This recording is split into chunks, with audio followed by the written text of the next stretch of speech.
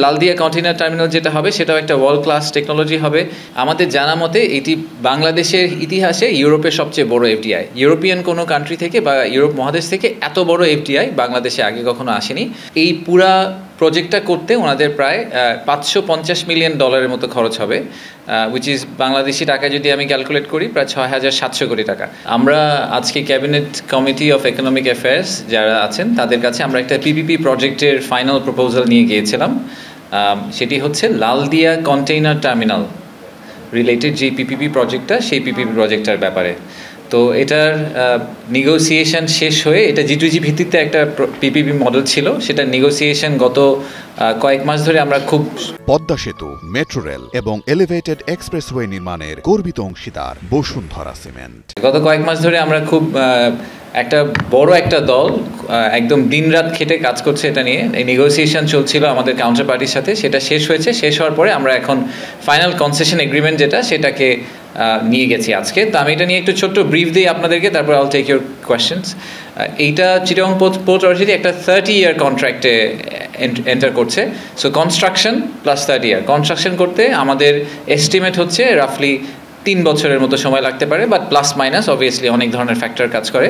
তা আমাদের যাদের সাথে আমরা কন্ট্রাক্টটা করছি তারা হচ্ছে APM টার্মিনালস।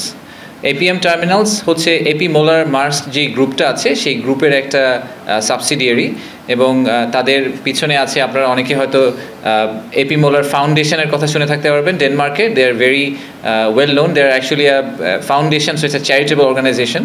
তো তারা আমাদের সাথে এই পাবলিক প্রাইভেট পার্টনারশিপ প্রজেক্টে লালদিয়া কন্টেইনার টার্মিনালটাকে ডেভেলপ করার জন্য আমাদের কাছ থেকে নিচ্ছে। যখন আমি ডেভেলপ করার কথা বলছি তখন আসলে আমরা ওনাদেরকে যেটা দিচ্ছি সেটা একদমই একটা গ্রিন ফিল্ড, এখানে কিছুই নেই, একটা জাস্ট সবুজ মাঠের মতো। সেই মাঠের উপরে ওনারা একদম বেস লাইন থেকে কনস্ট্রাকশন করবেন, কনস্ট্রাকশন করার পরে জেটি নির্মাণ করবেন এবং তারপরে ওনারা পোর্টটা অপারেট করবেন। তো প্রথমেই যে প্রশ্নটা সবসময় চলে আসে, তাই আমি ওটা ক্ল্যারিফাই করি। The ownership remains with the port. So ownership আমাদের কাছেই থেকে যাচ্ছে। ওনারা আমাদের ল্যান্ডের উপরে নিজেরা একটা টার্মিনাল করবেন এবং 30 বছর পরে এটার একটা এক্সটেনশনের সুযোগ আছে। যদি ওনারা কেপিআইটা মেনটেন করেন তাহলে ওনাদেরকে আমরা এক্সটেন্ড করতে দিব, বাট ইভেন্চুয়ালি আসলে ওনারা ফুল অ্যাসেটটা আমাদের কাছে ট্রান্সফার করে দিবেন। So the ownership remains with us. However যেটা সবচেয়ে ইন্টারেস্টিং ব্যাপার এখানে সেটা হচ্ছে যে এই পুরা প্রজেক্টটা করতে ওনাদের প্রায় $550 মিলিয়ন মতো খরচ হবে, উইচ ইজ বাংলাদেশি টাকায় যদি আমি ক্যালকুলেট করি প্রায় 6,700 কোটি টাকা। তো এই 6,700 কোটি টাকা পুরাটাই আসলে এপি মোলার ওনাদের থেকে দিবেন, বাংলাদেশ সরকারের এখানে কোনো খরচ হবে না। এবং সেই কারণে এই পুরা অঙ্কটাই একটা এফডিআই হিসেবে বাংলাদেশে আগামী 3 বছরে ঢুকবে। এপি মোলা নিয়ে আমি একটু ছোট্ট করে বলি, যেটা বললাম আমাদের হেডকোয়ার্টার ডেনমার্কে। ডেনমার্ক আপনারা জানেন যে পৃথিবীতে অ্যান্টি করাপশনের মধ্যে নাম্বার 1 কান্ট্রি। তো আমাদের একটা বড় পোর্ট নিয়ে সবার একটা বড় কমপ্লেন হচ্ছে যে পোর্টে আসলে corruption is a big issue. তো আমাদের এক্সপেকটেশন হচ্ছে যে ওরা অ্যান্টি করাপশনের যে বেস্ট প্র্যাকটিসগুলো সেগুলো আমাদের দেশে নিয়ে আসবে, ওই টেকনোলজি ওই স্কিল সেটটা আমাদের দেশে ট্রান্সফার হবে। এপি মোলার মোট 60টি টার্মিনাল অপারেট করে, 7টি টার্মিনাল অপারেট করে 33টি দেশে। তার মধ্যে আমাদের সাউথ অ্যান্ড সাউথ ইস্ট এশিয়ার অনেকগুলো দেশ আছে, যেরকম China, Singapore, Sri Lanka, Vietnam, Malaysia, এসব দেশে ওনারা টার্মিনাল অপারেট করেন। এবং ইনফ্যাক্ট পৃথিবীর টপ 20টা কন্টেইনার টার্মিনালের যে র্যাঙ্কিং আছে সেই র্যাঙ্কিংয়ের 20টার মধ্যে 10টাই এপি মোলার রান করে। ওয়ার্ল্ড ব্যাংকের একটা র্যাঙ্কিং আছে, তার মধ্যে 10টাই তারা রান করে। সো আমরা এই ব্যাপারে খুব আশাবাদী যে লালদিয়া কন্টেইনার টার্মিনাল যেটা হবে সেটাও একটা ওয়ার্ল্ড ক্লাস টেকনোলজি হবে এবং ওয়ার্ল্ড ক্লাস অপারেশনাল এক্সেলেন্স আমাদেরকে সেটা প্রোভাইড করতে পারবে। এবং পোস্ট এলডিসি এরাতে যখন লজিস্টিক্স নেটওয়ার্কের যেই ক্যাপাবিলিটি, এটা আমাদের জন্য সবচেয়ে ইম্পর্ট্যান্ট একটা ইস্যু হয়ে দাঁড়াবে, সেখানে এই টার্মিনালটা একটা বড় রোল প্লে করবে। টার্মিনালের কিছু বড় বড় সুবিধা আছে।